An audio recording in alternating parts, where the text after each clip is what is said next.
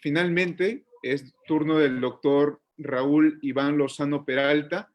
El doctor Raúl es abogado por la Pontificia Universidad Católica del Perú, especialista en justicia constitucional en la Universidad de Pisa, Italia, doctorando en Derecho por la Universidad Nacional Mayor de San Marcos, director de la Escuela de Facultad de Derecho y Ciencias Políticas de la Universidad Privada Tenor Orrego, miembro de la Asociación Peruana de Derecho Constitucional.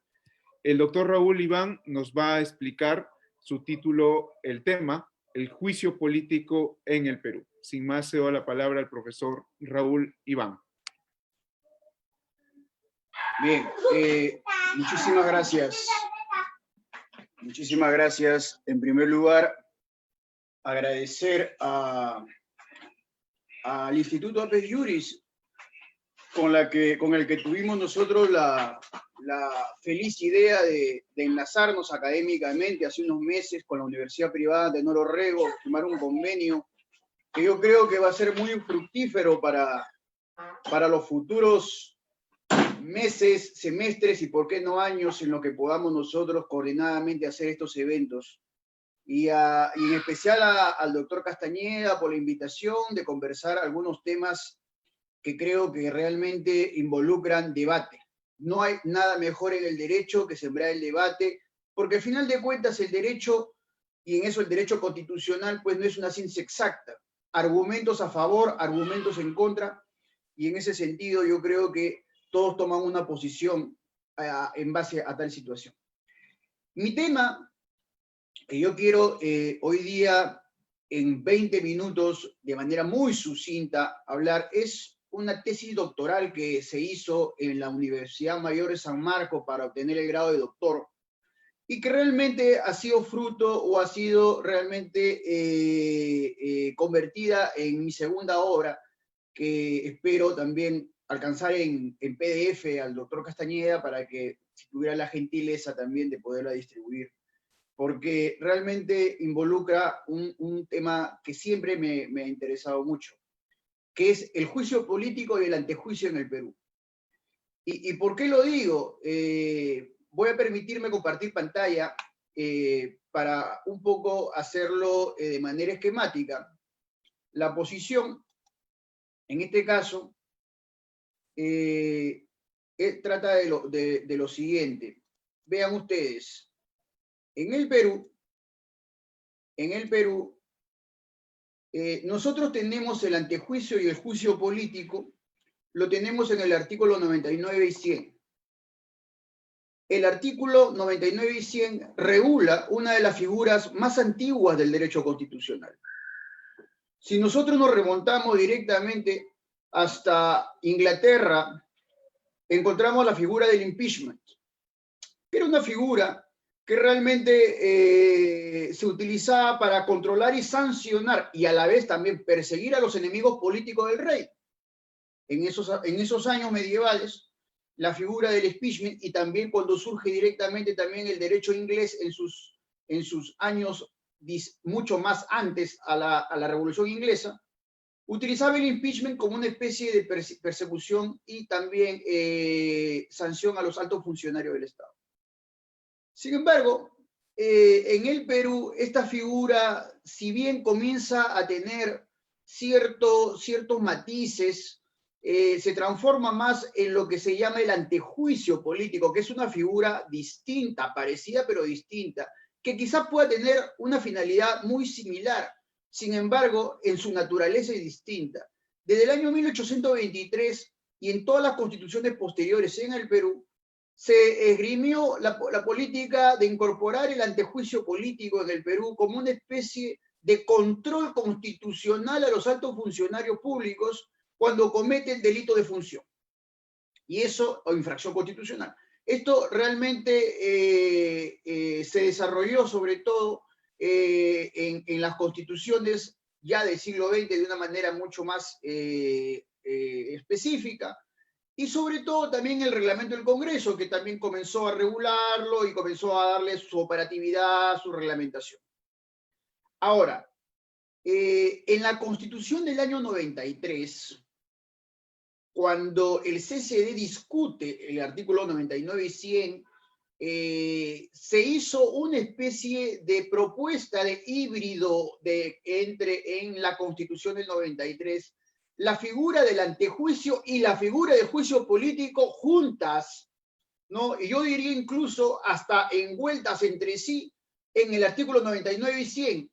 Y al final nosotros obtuvimos la acusación constitucional, el antejuicio político y el juicio político en la figura del artículo 99 y 100. Y mezclado todo se aprobó en el año 93. Pero, al final de cuentas, yo creo que en ese aspecto nosotros debemos señalar cuáles fueron las diferencias que se precisó de una manera determinada, de una manera clara, entre la figura del antejuicio político y la figura del juicio político, ¿no? Que valga señalar que fue una idea del gobierno fujimorista, y a uno de los que realmente engulló ese juicio político fue el mismo Fujimori en el año 2000. Sin embargo, debemos tener en cuenta de que las diferencias son históricas y son bastante claras. Bastante claras en la teoría, aunque a veces cuando leemos el 99 y el 100, pareciera que no estuviera muy claro por el enrevesado texto que tenemos nosotros en la Constitución.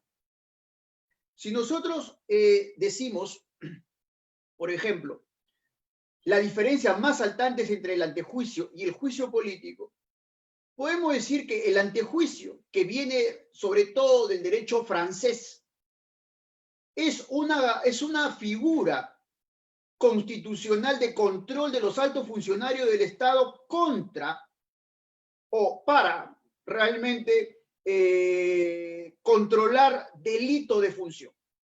Es decir, un funcionario del Estado que comete un delito de función, ¿qué es lo que va a hacer el antejuicio? Va a llevar directamente al Parlamento para que en una votación calificada se le suspenda en el cargo y mediante esa suspensión se lo envíe directamente a los órganos jurisdiccionales para que mediante una investigación se compruebe realmente si es que este señor ha cometido delito de función o no.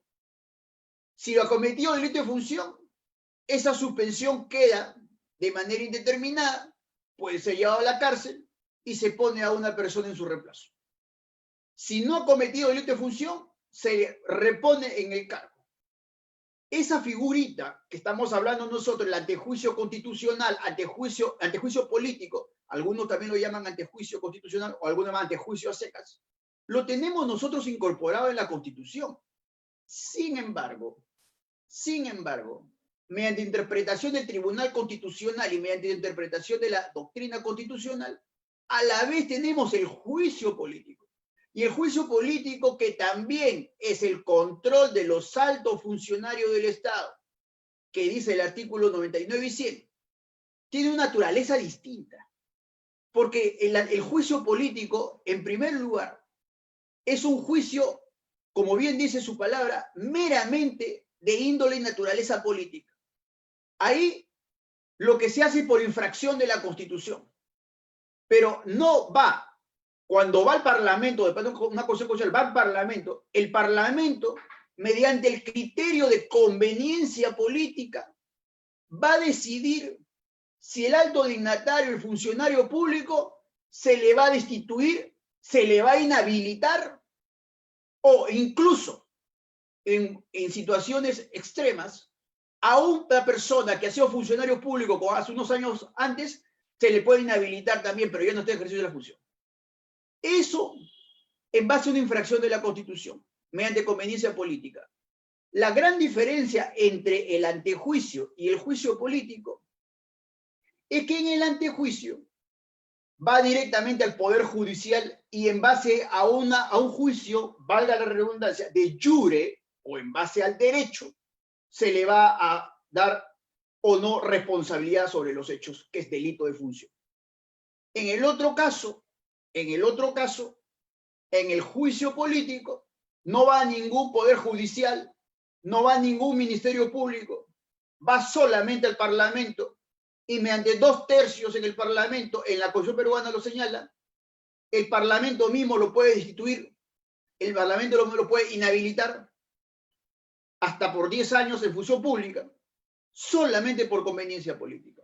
¿Y por qué? Infracción de la Constitución. ¿Cuál fue la tesis que se planteó en esta investigación? Algo que no es novedad, pero que tampoco se ha resuelto. O sea, acá la cuestión, bien, esto no es novedad, sí, pero ¿dónde está la resolución? ¿Dónde están las respuestas a estas interrogantes, a este debate y a esta controversia? El juicio político, cuando habla que el funcionario público va a ser llevado a ese juicio al Parlamento por infracción de la Constitución, en ningún momento, mediante reglamento del Congreso, mediante la Constitución política, se ha normado directamente qué conductas, qué comportamientos involucran directamente lo que es infracción de la Constitución a efecto de hacerlo juicio político y destituirlo e inhabilitarlo. Eso no se ha normado. Y la tarea no es nueva. Ya el Tribunal Constitucional en varios casos anteriores ha señalado, incluso ha dicho en qué caso se podría señalar. Se podría decir que el Parlamento debería normar las situaciones, comportamientos y conductas que comportarían infracción de la Constitución para este caso de juicio político. Sin embargo, ha habido oídos sordos. El Parlamento en ningún momento ha llegado a incorporarlo ni en el reglamento, ni incorporarlo en la Constitución. ¿Y a qué voy en este caso? Sobre todo, porque hay una situación, y en base al tiempo lo voy a señalar posiblemente para no perder tiempo con las diapositivas. Número 1. Señores, estamos viviendo en una época, desde el año 45 para adelante, y todos lo sabemos, aunque hay voces disidentes, es verdad, una época que muchos llaman el neoconstitucionalismo, el Estado constitucional de derecho, otros llaman el garantismo constitucional, pero al final de cuentas, ¿en qué se basa esto?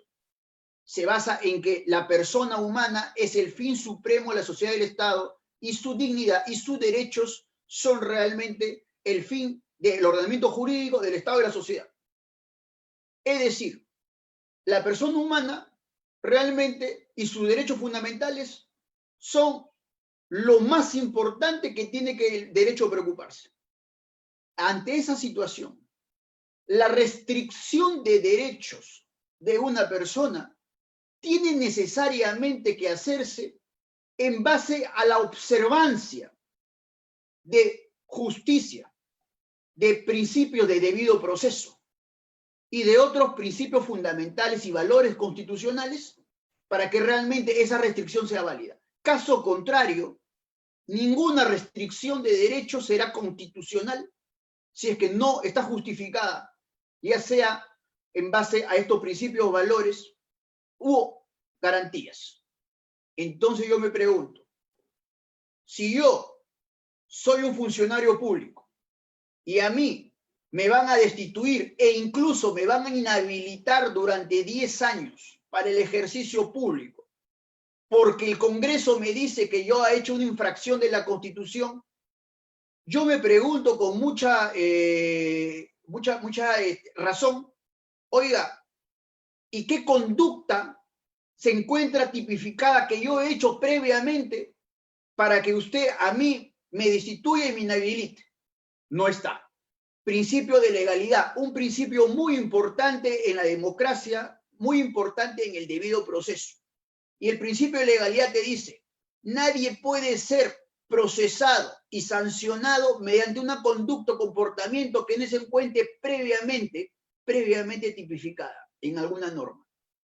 No está en la norma. Por lo tanto, si es que este funcionario público, en base a un juicio político, es defenestrado, destituido, inhabilitado y cercenado en su derecho constitucional a la participación política, su derecho constitucional en su proyecto de vida, etc., este señor fácilmente, en violación al debido proceso, principio de legalidad, principio de taxatividad, seguridad jurídica y presunción de inocencia, directamente podría poner un amparo e irse al Tribunal Constitucional.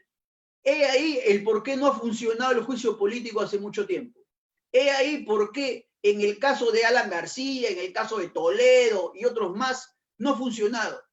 He ahí por qué la Corte Interamericana de Derechos Humanos, en el caso de Leopoldo López, ha funcionado señalando diciendo de que ningún funcionario público puede ser defenestrado si no se le ha seguido un debido proceso. Es por eso que realmente el Tribunal Constitucional en un momento determinado le dijo al Congreso: oiga, Congreso, yo no le voy a normar a usted las causales. Usted, en base a nuestro modelo constitucional y legal del derecho peruano, tiene que normar expresamente las causales. Y les puso incluso algunas causales que podrían ser de infracción constitucional. En ese sentido, ha ido oídos sordos. Yo lo que quiero un poco también señalar es que realmente la tesis que se propone es una modificación o una reforma constitucional. Esa reforma constitucional nosotros la hemos señalado de esta manera. Primero, reformar el artículo 99 de la Constitución peruana, en el cual en la parte izquierda podemos ver la Constitución actual del 99. En la parte derecha, la propuesta de reforma. ¿Qué es lo que se pretende, señores, en este caso? Lo que se pretende es incorporar un párrafo en donde diga lo siguiente, que se va a hacer esta figura de corresponde a la Comisión Permanente de Acusación del Congreso a todos estos funcionarios públicos que cometan delito en ejercicio de sus funciones y por infracción de la Constitución. Y vean lo que dice acá en rojo. Referidas a los supuestos regulados en el artículo 46, 74, 78, 79, 81, 92, 98, 126, 127, 131, 132 y 137 de la Carta Magna. En pocas palabras, adicionarles los supuestos que van a comportar infracción de la Constitución. Y yo en base a eso puedo legitimar que el juicio político que le haga a ese señor va a tener respaldo del debido proceso, respaldo del principio de legalidad, respaldo del principio de taxatividad, seguridad jurídica, y que en un amparo, al final de cuentas, no me va a dejar sin efecto esa propuesta. Pero eso no sería todo. También en el artículo 100, en la parte izquierda se encuentra la original del artículo 100 de la Constitución Política del Perú, y en la parte derecha se encuentra lo que es la propuesta. La propuesta es la siguiente, porque en la 100, ese es el artículo, uno de los artículos más enrevesados de la Constitución peruana. En la 100 tú puedes encontrar mezclado de una manera muy, muy enrevesada la figura del antejuicio y el juicio político. Vean ustedes, cuando en el segundo párrafo dice lo siguiente en la propuesta original: el acusado tiene derecho en este trámite a la defensa por sí mismo y con asistencia de abogado ante la Comisión Permanente y ante el Pleno del Congreso. En este caso, pues está hablando del antejuicio y juicio político. El acusado, porque es acusación constitucional. ¿Qué es lo que se está omitiendo acá? Que realmente esto tiene que decirse con énfasis a su respeto al debido proceso. Por eso la propuesta va a la siguiente.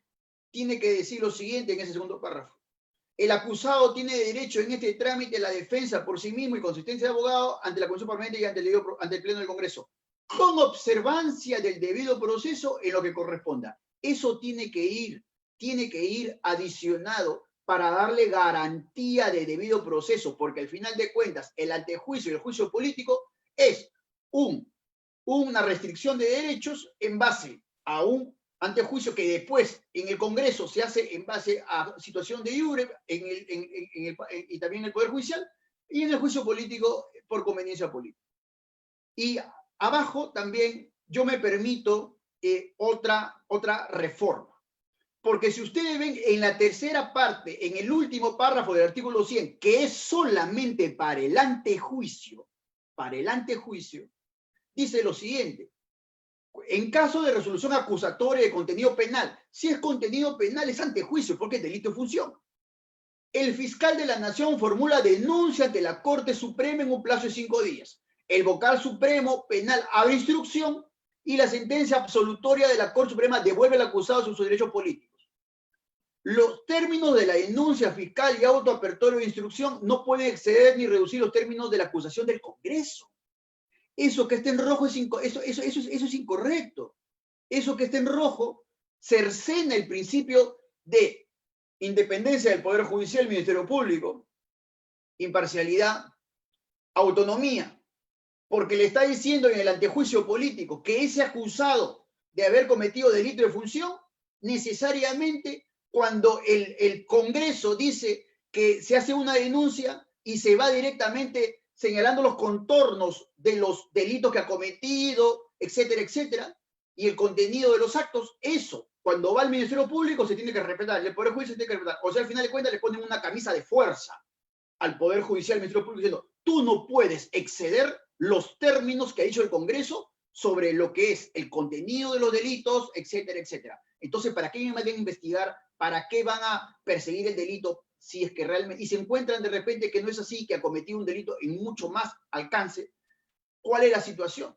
Ya no podría ser nada, porque es una camisa de fuerza que le pone el Congreso y le dice, solamente los términos que nosotros hemos señalado de el antejuicio en base al delito que ha cometido este señor, tú no puedes hacer más que eso.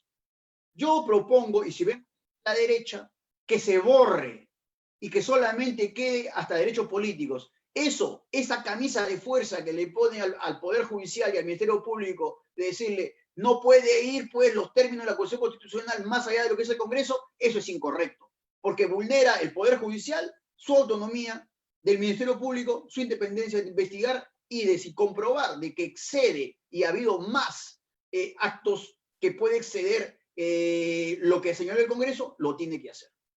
Finalmente, tiene que reformarse también, en este caso y bajo esas situaciones, el reglamento del Congreso. Es que, señores, el reglamento del Congreso tiene que decir cuáles son las infracciones, los comportamientos que comportan infracción constitucional para que se viabilice el juicio político. Y que la Constitución no lo puede hacer porque la Constitución no está para reglamentar las cosas. La Constitución está para ordenar, para configurar el poder. Quien tiene que reglamentar y poner taxativamente los comportamientos, las conductas que van a comportar realmente infracción constitucional y restringirle derechos, inhabilitarlo, destituirlo a esta persona, a este funcionario público, debe ser el reglamento del Congreso.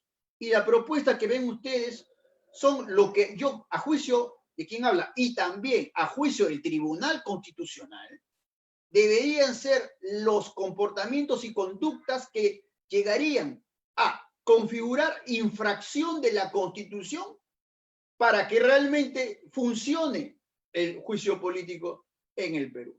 Está el 89, está, por ejemplo, el caso de rebelión, cuando realmente el funcionario incumple en base a que haya cometido rebelión, desobediencia a un gobierno usurpador del 46, en el cual haya vulnerado el 74, el decreto de urgencia, cuando haya vulnerado, por ejemplo, el principio de reserva de ley también, en el 74, y otras situaciones más que yo creo que sí ameritan juicio político y destitución si que funcionario público lo ha señalado.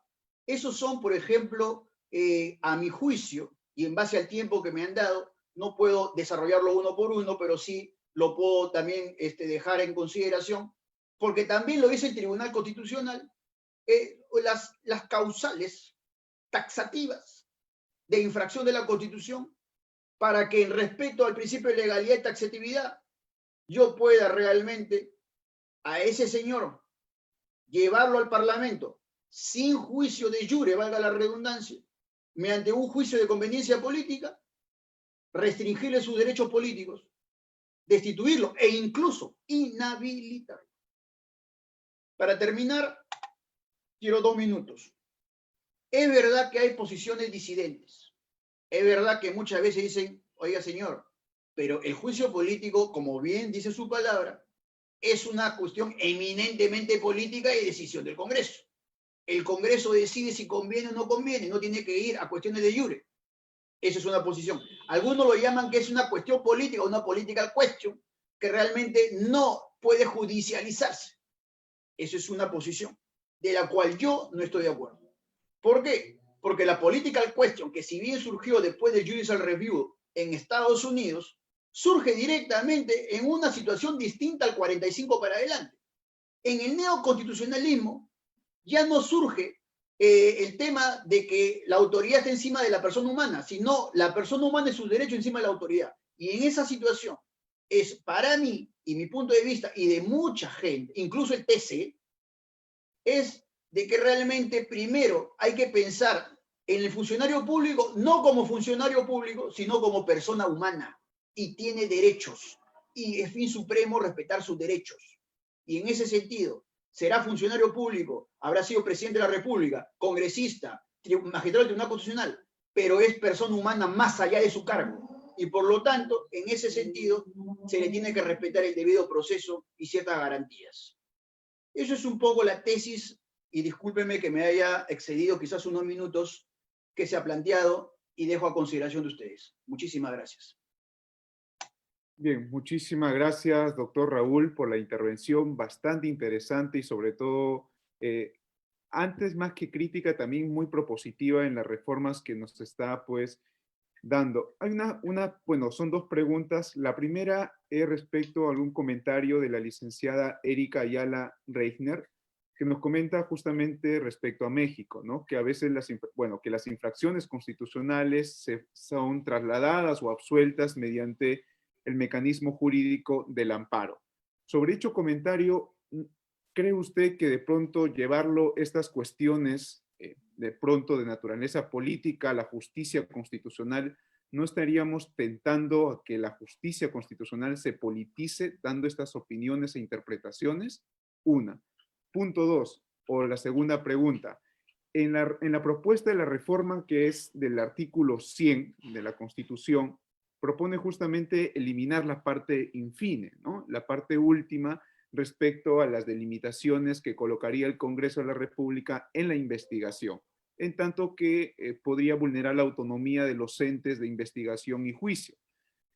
Si se llega a eliminar esa última parte, la parte infine de la Constitución, ¿no cree que se estaría dando también una puerta pues muy discrecional para la investigación y sanción de los altos funcionarios al respecto? Esas serían básicamente las dos preguntas, doctor Raúl. Muy bien, Juan. Muchas gracias. Las dos preguntas prácticamente tienen la misma respuesta, a mi entender.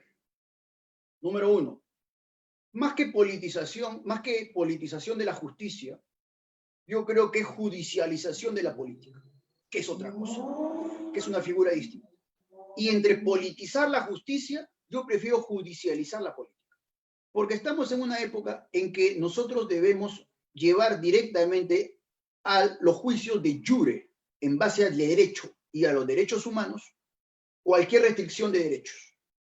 Yo no creo que sea politizar justicia si es que yo llevo un amparo al Poder Judicial porque se me ha vulnerado mi debido proceso. Al contrario, yo estoy judicializando la política, que entre las dos prefiero lo último. Eso me parece que sería mucho mejor. Y confío más que en base al principio de, número uno, imparcialidad, número dos, legalidad, número tres, pluralidad de instancias, y número cuatro, justicia supranacional, yo pueda tener certeza si esa persona ha cometido infracción de la Constitución, porque directamente yo puedo poner un amparo y eso en el Perú llega incluso a la Corte Interamericana de Derechos Humanos. Me parece mucho más garantista esa posición. Y en la otra, al contrario, el Congreso de la República en el Perú ha tenido historia de persecución política muchas veces. Y muchos dicen que este juicio político fue hecho por el Congreso fujimorista propiamente para perseguir políticamente e inhabilitar a los que iban a ser en algún momento funcionarios o alguien que vaya contra los intereses realmente del señor dictador Fujimori de la época de los 90. Lamentablemente, se utilizó contra él para sus intereses. Pero yo creo y confío más en los poderes jurisdiccionales, en los controles jurisdiccionales, como en el Ministerio Público, como el Poder Judicial y como también directamente a la Corte Interamericana de Derechos Humanos, para que ellos vean el contenido de una acusación constitucional. Yo prefiero que lo hagan ellos en base a la pluralidad de instancia, a las investigaciones y al tiempo suficiente, que lo haga un Congreso que de la noche a la mañana puede directamente, mediante un contubernio, tener los votos y directamente decir, como ellos crean conveniente, la delimitación y los términos de la Constitución Constitucional son tales, y de ahí no se puede mover. Me parece que es mucho mejor investigar jurisdiccionalmente que políticamente. En conclusión, yo confío más en los juicios de jure que en los juicios políticos. Eso por la historia. Número uno. Número dos, el contexto del Perú se ha visto claramente que el Parlamento es un sitio muy llevado a los intereses de una facción política. Así que ahí puede primar más la conveniencia, valga la redundancia, de alguna facción política que la justicia. Y número tres, en base a la figura neoconstitucionalista que vimos en el siglo XXI, señores, acá, si queremos nosotros salvaguardar a la persona humana, debemos darle la posibilidad que sea revisado su caso, si se ha cometido una justicia o una injusticia, directamente hasta las últimas instancias. Yo, como corolario final, señor doctor Castañeda, señalo lo siguiente. Yo creo que nosotros debemos tener en cuenta que si aún quedan algunos rezagos de cuestiones políticas propiamente señaladas en el ordenamiento en el Perú, como puede ser la censura, como puede ser pues otras situaciones que aún quedan, deben ser las mínimas. Todo acto que restrinja derecho debe pasar necesariamente por el Poder Judicial con el debido proceso. Caso contrario, estaríamos nosotros dejando la justicia en manos de 120 parlamentarios que muchas veces actúan en base a intereses de facciones políticas. Eso sería todo, señor Castañeda. Bien, muchísimas gracias, doctor Raúl, con esta última ponencia bastante bien propositiva.